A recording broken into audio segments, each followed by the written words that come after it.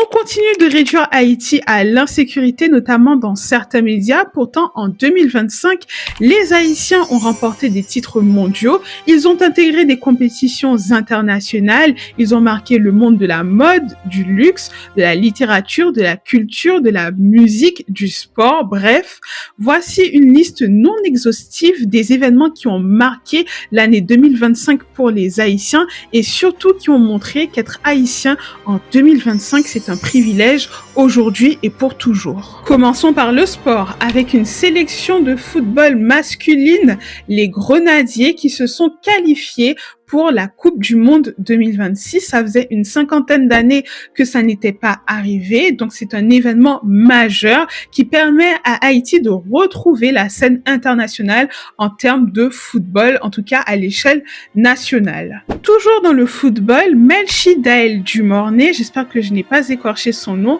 continue son ascension dans sa carrière internationale puisqu'elle a été nominée au Ballon d'Or cette année. La joueuse de l'Olympique Lyonnais a été nommée parmi les meilleures joueuses de la zone CONCACAF où elle a été nommée la meilleure joueuse. N'hésitez pas à me rectifier en commentaire, mais en tout cas, elle a brillé, elle a fait rayonner Haïti dans le sport cette année. Dans les sports de combat, on a parlé de Chavannes Grégoire qui a remporté un titre mondial, une médaille d'or en kickboxing cette année et on sait très bien qu'Haïti n'a pas pour habitude de rayonner dans ces disciplines. Donc c'est tout à fait inédit. C'est la première fois qu'Haïti brillait aussi haut, je veux dire une médaille d'or dans le kickboxing et c'est vraiment impressionnant.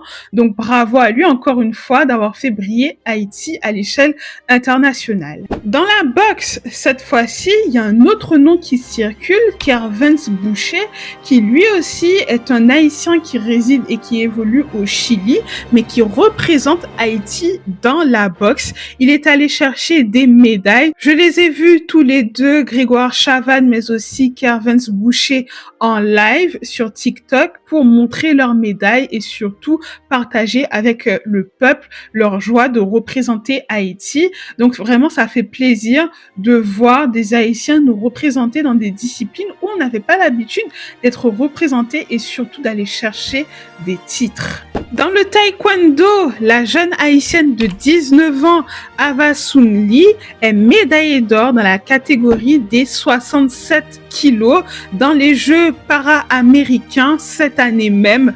Donc c'est une information que je n'ai pas trop vue circuler, mais dans le taekwondo, Haïti a été représenté cette année. C'est les Jeux juniors pana-américains, mais le drapeau d'Haïti